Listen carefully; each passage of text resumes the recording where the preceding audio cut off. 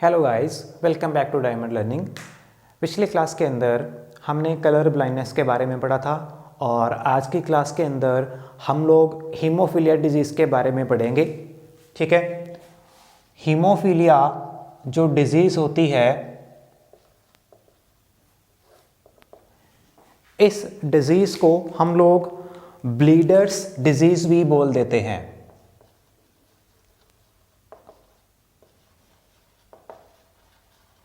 ठीक है, क्या बोलते हैं इसको? ब्लीडर्स डिजीज़ भी बोल देते हैं। अब इसको ब्लीडर्स डिजीज़ बोलने का हमारा रीज़न क्या है? इसका रीज़न ये होता है कि इस डिज़ीज़ के अंदर जो भी हीमोफिलिक पेशेंट होता है तो उसका ब्लड जो है, अगर किसी भी कारण से उनको चोट लगती है तो उसकी बॉडी में से ब्लड बहता रहता है, फ्लो करता रहता है और वो कोएगुलेट नहीं कर पाता है। ठीक है, तो उसके अंदर कोएगुलेशन जो है वो नहीं हो पाती है, जिस वजह से हम इसको क्या बोलते हैं? ब्लीडर्स डिजीज़ बोलते हैं। क्लियर है? चलो, अब ये हीमोफीलिया जो है वो होती क्यों है और ये कैसे टाइप की डिजीज़ है? तो हीमोफीलिया जो होती है, हीमोफीलिया एक सेक्स लिंक्ड रिसेसिव डिसऑर्डर है। जैसा कि हमने पिछली डिजीज़ में पढ़ा था, ठीक है, वो डिजीज़ भी क्या थी? एक सेक्स लिंक्ड रिसेसिव डिसऑर्डर था।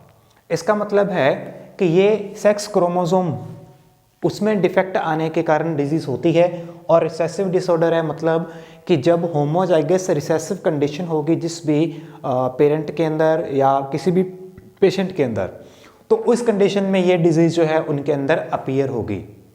क्लियर है? ठीक है, तो अब देखो कि ये जो हीमोफीलिया डिजीज़ है, इसमें ब्लड जो है वो कोगुलेट नहीं कर पाता, ब्लीडिंग लगातार होती रहती है। इसका कारण जो है वो क्या होता है?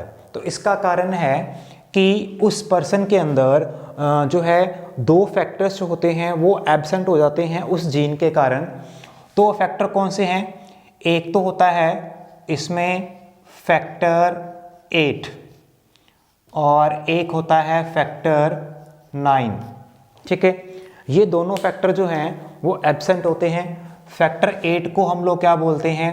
फैक्टर 8 को हम लोग बोलते हैं एंटी हीमोफीलिया ग्लोबुलिन,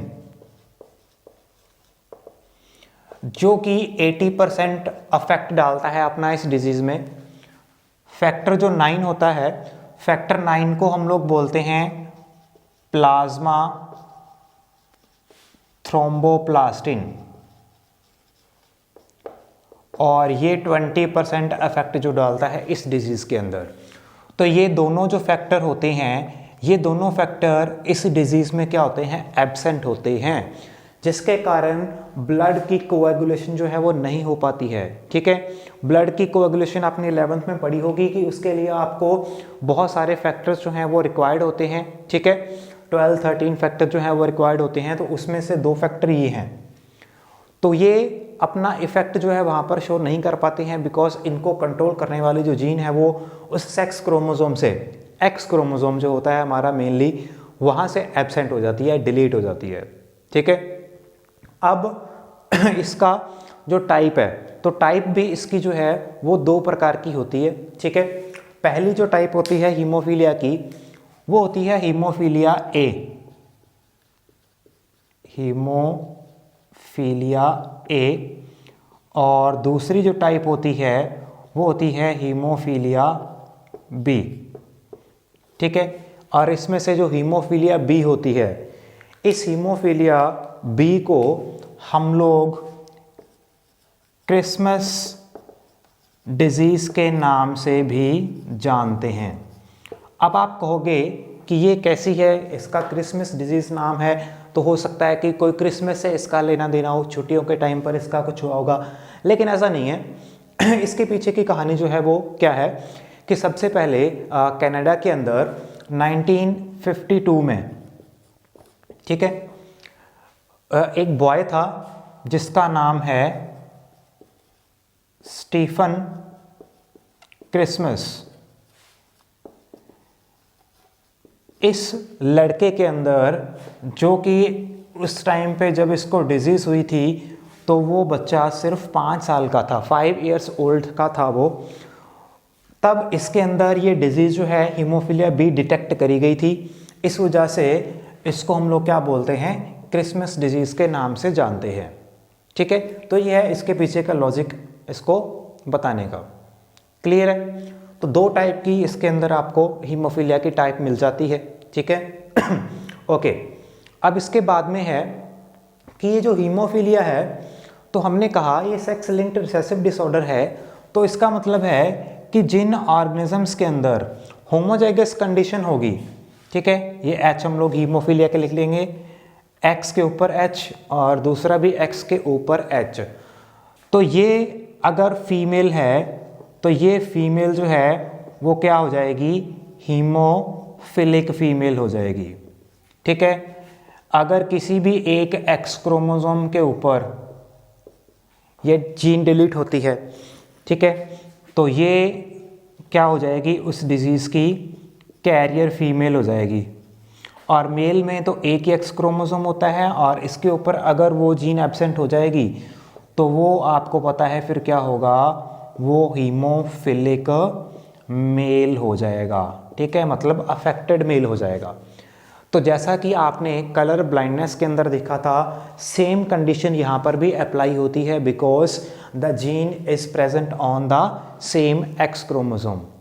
ठीक है, तो जैसे कंडीशंस उसमें अप्लाई होते थे वही सारे के सारे इसमें अप्लाई होंगे। ठीक है, तो वही क्रॉस इसके अंदर भी बन जाएंगे।